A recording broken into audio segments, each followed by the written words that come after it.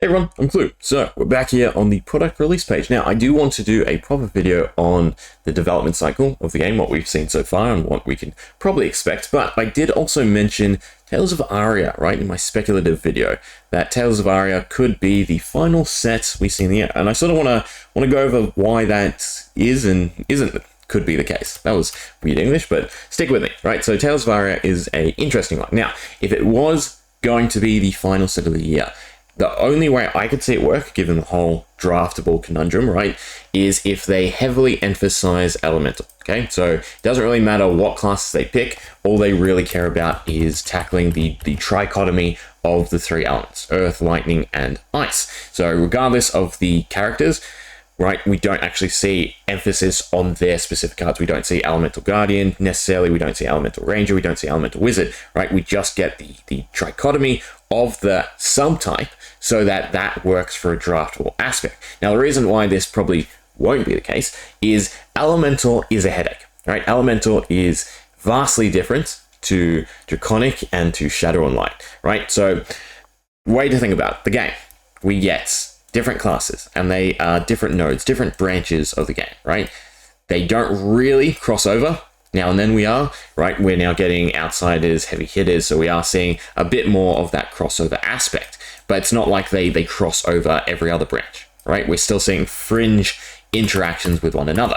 You then throw into the mix the subtypes, the talents. So with Shadow, now what you create is a ongoing branch, right? So you have where Brute continues, for instance, and then you have Shadow Brute. Shadow Brute can go backwards, but Brute can't go forwards. Okay, it's one directional and therefore still very manageable, because although they add a lot of greater experimental design, a lot of greater things to pursue and experiment with, right, it doesn't bog down the game because it isn't, ever growing.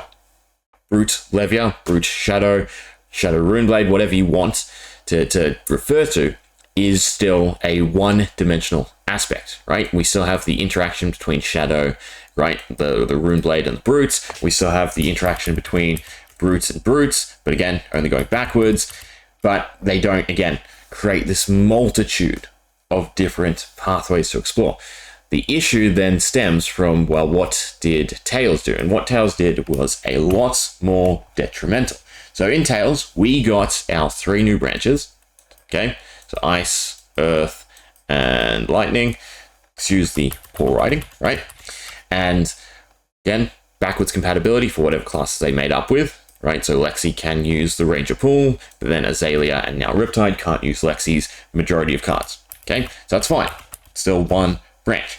But then we got this, right? Where all the branches interconnect and it just becomes a big, big, big mess. Big tangle.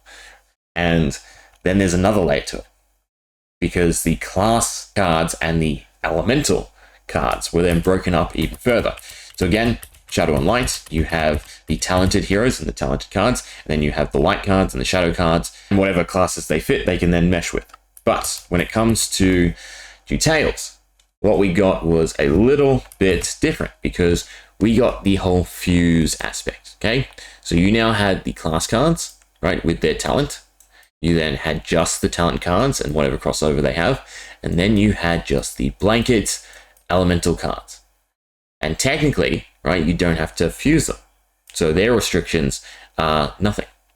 They fit in every single class, every single iteration. Every hero they come up with will be able to use this plethora of cards. Okay, so rather than having that backwards compatibility when they introduce a new concept, a new idea, like with Shadow and Light, it's now two-way. Okay, anything they come up with, any hero they come up with, they now have to think about and balance around everything that has come before it. And that is where the headache of Elemental really stems from. So if we actually look at the cards, let me get out of draw mode. So if we go to the card galleries and then we can go to Elemental, we can zero in a bit more on this issue. Doesn't really matter what edition. But again, so we got Elemental Guardian, we got Elemental Ranger, and we got Elemental Runeblade. Okay, so from that, we have Elemental Guardian cards. We then have Elemental Ranger cards, Elemental Runeblade cards. We then have Elemental cards, right, that have these different fusions. So as an additional cost, but again, it's just elemental. Meaning that every elemental card that they come up with now is akin to essentially coming up with, 1 to 3 different cards and meshing them all together to make sure that they fit, in this case, ice and earth. So it has to be thought about in characters that can play earth, characters that can play ice, its ice effect, its earth effect, and then just its broad elemental effect, right? Whether or not it has a blanket effect for every elemental hero or not. And we have like the dual elemental cards, and there's just so many different combinations for them to create. And then we have each of the individual elements. So through Tales of Aria, through the talent of broad sense elemental rather than shadow and light, rather than draconic, we had a huge influx of branches to pursue in terms of the game that they now have to balance and think about whenever they introduce something else to do with elemental. Now, obviously, there are a bunch of cards in limbo. In fact, the whole of Tales of Aria, whole of Elemental is in limbo at the moment in terms of classic constructed. I would assume their primary goal at the moment is to get a new frontrunner for the deck out. Okay, so we need a new Elemental Guardian, we need a new Elemental Ranger, we need a new Elemental Runeblade Wizard, and, second Guardian maybe, doesn't really matter. But either way, we need someone to pilot the decks and to make all the cards legal again. But again, to extend upon what has already been developed would be a huge headache because the considerations that go into creating a normal card, right, are numerously more when it comes to elemental, right? To create a elemental card, you now have to think about every single hero that it affects, the play styles of those heroes, what new heroes you might actually want to make elemental. Do you give them 2 elements like every hero in Tales of Aria? Do you cut it back and give them only 1? Do you then think about and consider again the cross play, right? How much does it actually impact the normal set of cards of any given hero that you then decide to make elemental?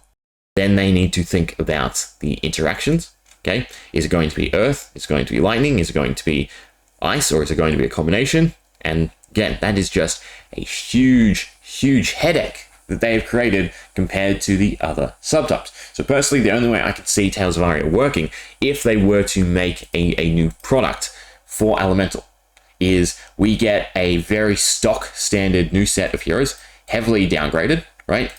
But then we get high emphasis on ice, lightning, and earth, to the point where, again, the whole crux of the set is just these 3 cards. The combo class cards are replaced by the combo elemental cards, and that's completely fine. The heroes that they print serve solely in purpose to essentially re-enable all the cards that are currently in limbo. But in terms of drafting and limited play, the emphasis is solely on the elements. Regardless of their abilities, regardless of what cards might suit them, they would need to heavily focus just on the elemental subtype. That's the way I can see it working, right? Obviously, you could go the other way. You could completely neuter elemental. It would work within the draft and the limited sense of the set, but then you'd run into all number of problems once you open up these heroes that you are now, increasing in power in terms of their base abilities, their base cards.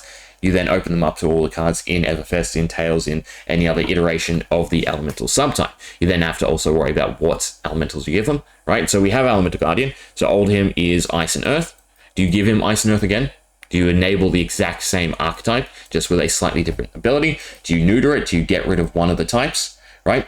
And then were the ice cards built around Oldhim? Were they built around ice? There's just so many variables that stem from elemental that I can, in all honesty, see them just scrapping it. Because once you really think about it and you compare it, the Lion Shadow to Draconic, it is just a minefield that could really just explode rampantly and become almost cancerous to the game if they go in the wrong direction. Just because, again, Flesh and Blood is really built around its non-connectivity between cards, right? That allows them to do a lot more highly specialized, fun, and interesting things with any given hero. Now, obviously, card compatibility would be fantastic to see, but, from a design aspect, we're too far gone. Tales is the complete opposite mentality, right? It's the one set where instead of a main purpose of, this is a ranger thing, we now have, well, this could end up being a ranger thing, this could end up being a wizard thing, this could end up being a guardian, runeblade, whatever class they pick. All that has to happen is they give them, again, that element. If they give it ice, if they give it lightning, if they give it earth, again, it just opens up so many different branches and doors that it would be really tricky to properly balance going forward. because when you print a new set, right, heavy hitters, although we get a bunch of cards that now affect 2 classes, that is still a small segment versus what Elemental does, right? At its base, it's 3, but then it's also the interactions between whatever the class is and then those 3 Elemental types, because their playstyles are radically different. And if you don't think this is the case, right, this is clearly a sense of power creep. There's a reason why the Elemental heroes have all LL'd, right? Because it's just their versatility and the toolkits that they have access to because of this creation, because of this branching design of Elemental that made them a lot stronger than everyone else. So whether they re-enable that, I don't know. But I do think the only way to really do it is to truly emphasize Elemental, to start from scratch in terms of what they design in terms of the heroes.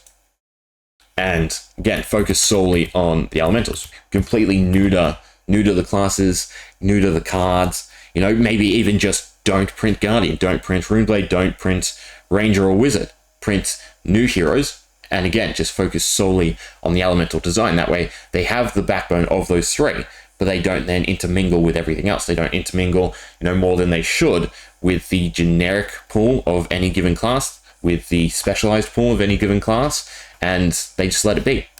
And they let it slowly work up to the level of power they want, but they need to, you know, closely manage it so it doesn't get out of hand. Elemental is just a huge can of worms in terms of balancing. And I wouldn't be surprised if they don't touch it.